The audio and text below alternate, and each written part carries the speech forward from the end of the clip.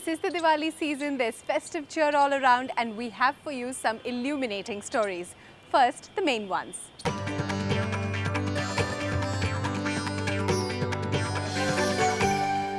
Diwali, that time of the year when diyas and matki lights light up every house. It is also a time for many when their year-long celebrations and their year-long efforts bear fruit.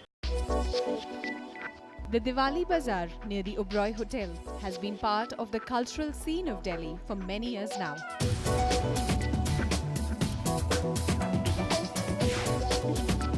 In the words of one of the organizers, it's a woman's world where she can find just about everything that she needs to do up her home during this festive season.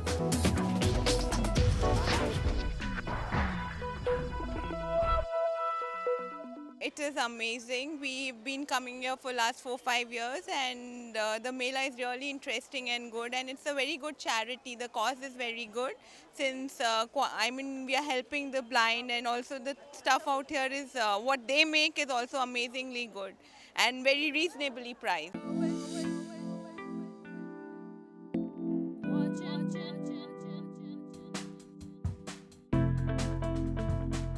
But behind all this glitz and glamour is a deep thought that supports a worthy cause. Visually challenged students who are part of the Blind Relief Association put their best foot forward at this Diwali Bazaar.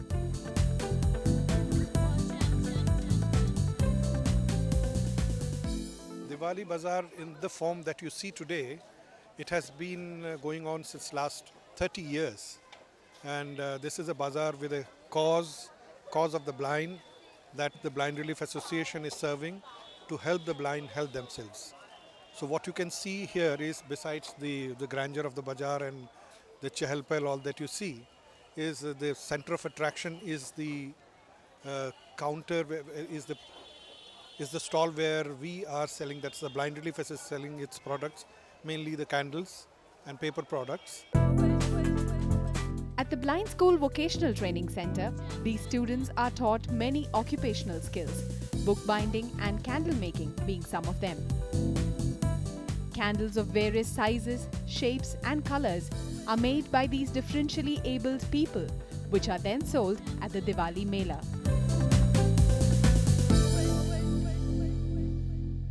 It's an amazing exhibition, and I've been coming here for the past, I think, 7-8 years.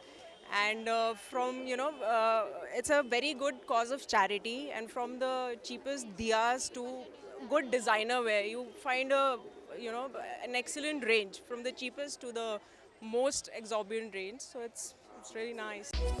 Some of them are trained massage therapists and have set up a demo kiosk in the bazaar.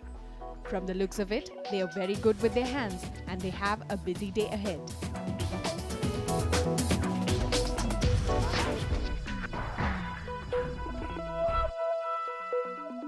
जैसे guest ने बता दिया कि हमारे अपने घर में आना है आपको, तो हम घर में अपना नंबर देते हैं, उसका फ़ोन आने के बाद, कॉल आने के बाद हम उसके घर में 1 घंटे के 300 रुपये लेते हैं. The bazaar is the public face of this organization, which educates the society about the work that Blind Relief Association is doing.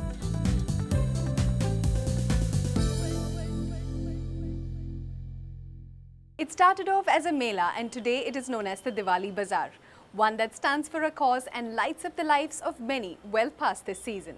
Now when you look at the scriptures, it would be right to say that Valmiki's Ramayana touches more than just the Indian heart. Recently in the city, French translations of the same was inaugurated, and what makes it special was the use of 660 Indian miniature paintings to illustrate the text.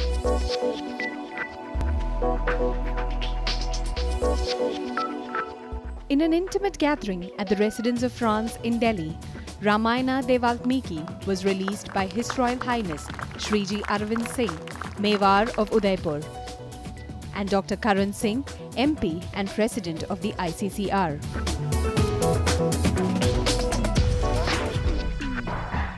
You see, this is something quite extraordinary. What this lady, Madame Dayan de Saliers, has done is, she has produced in 7 volumes a Ramayana based on Valmiki's Ramayana. It's very important. That is the original Ramayana. And she has illustrated them with 700 miniature paintings, which she collected from all over India and from all over the world. And she has put them in 7 volumes. It is a monumental work. And I think that we owe her a debt of gratitude for having done this. We are now waiting for the English edition, which I'm told will be out within the next year. Ramayana de Valmiki is a compilation of 7 volumes, each dedicated to one kand or phase of Rama's life. From 5,000 miniatures identified over a period of 10 years, 660 were used to illustrate these texts.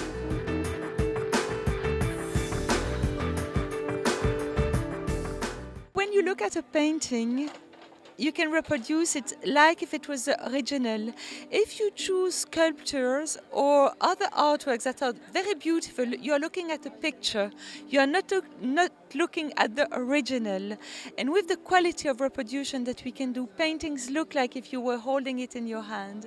And also the tradition of manuscript all over India is something really important, because all these books were made so that people could read them with images. So I'm in some ways re-giving that to the people.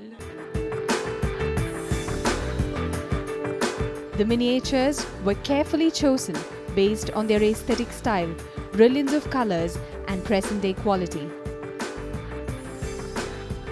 The oldest was commissioned by Mughal Emperor Akbar in the 16th century and has Persian texts describing the scenes.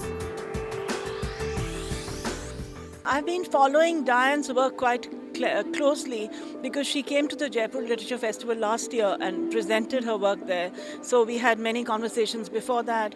And I don't know whether to wonder and admire the stunning visuals or the deep scholarship. And these two together are something so exhilarating to see somebody bring in this level of dedication to Indian myth.